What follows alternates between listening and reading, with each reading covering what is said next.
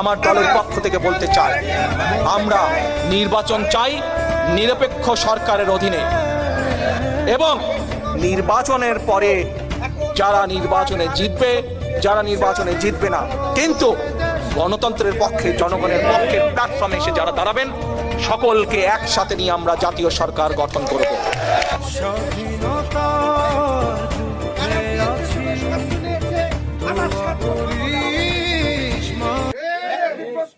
সামনে করতে চাই আমরা যে বেহেশতে যাব, এই টিকিটের জন্য সুপারিশ একমাত্র হাদিস কোরআন সম্বন্ধে যতটুকু ধারণা আছে আমরা শিখেছি।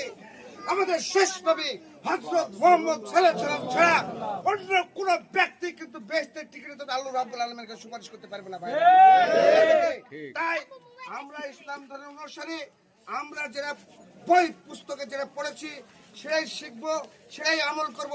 কারো কথায় আমরা বেহেশতের টিকিট নেওয়ার জন্য মিথ্যা আশ্বাসে প্রলোভিত হয়ে অন্য কোন দলেরকে আমরা এই এলাকায় জায়গা দেব না, এই উদাত্ত হব না, আপনাদের প্রতি রাখছি আমি ইনশাআল্লাহ। কি কথা সঠিক বলছে কিনা বলে? এটার প্রতি আমাদেরকে সচেতন থাকতে হবে। হয়তো বা একসময় অনেক আন্দোলন করেছি, সংগ্রাম করেছি, আবার দেখা যাবে অনেক সময় তারা আমাদের বিরোধিতাও করেছে। এবারও আসছে পিআর পদ্ধতি, নাম শুনেছেন কোনদিন? আছে একটি দেশে ভাই, যে দেশে মানুষ আমাদের আফগানিস্তান থেকে শুরু করে পৃথিবীর সকল ফিলিস্তিনি রাষ্ট্র থেকে শুরু করে ফিলিস্তিনিদের উপর নির্মম নির্যাতন করছে, পাখির মতো মানুষ পাচ্ছে, সেই ইসরায়েলে একমাত্র আছে এই পিআর পদ্ধতি, পৃথিবীর অন্য কোনো দেশে নাই। তাই এই হিন্দু খ্রিস্টান যারা মুসলমানকে ধ্বংস করতে চায়, সেই পিআর পদ্ধতির বিরুদ্ধে আমরা গণ আন্দোলন গড়ে তুলে ফেব্রুয়ারির নির্বাচন যেন হয়, সেই দাবি আপনাদের প্রতি রাখছি। কি বলেন আপনারা?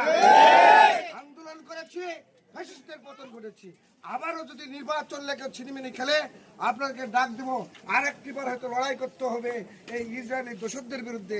তাই আপনাদের সবাইকে সামনের ফেব্রুয়ারিতে যেন ভোট দিতে পারি, আর এই আন্দোলন সংগ্রাম যদি হয় স্বতঃস্ফূর্তভাবে আমাদের ডাকে সাড়া দেবেন ইনশাল্লাহ।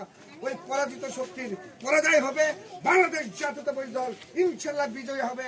5 তারিখে নির্বাচন হবে, বিএনপি সরকার গঠন হবে, এই দেশ পৃথিবীর মানচিত্রে একটি উন্নয়নশীল দেশের রূপ নেবে, আমাদের ভাগ্যের উন্নয়ন হবে। এই উদাত্ত আহ্বান সকলের প্রতি রেখে আমি যে 2-4টি কথা বললাম, কথাগুলোর মধ্যে যদি ভুল ত্রুটি থাকে ক্ষমা সুলভ দৃষ্টিতে দেখান। উদাত্ত আহ্বান রেখে উপস্থিত সকলের সুস্বাস্থ্য ও দীর্ঘ কামনা করে, বিশেষ করে কাষ্টরলাঙ্গা গ্রামবাসীর সকলের উত্তরোত্তর উন্নতি কামনা করে, কাষ্টরলাঙ্গা গ্রামবাসীর সকলের সমর্থন প্রত্যাশা করে আমি আমার সংক্ষিপ্ত বক্তব্য শেষ করছি। খোদা।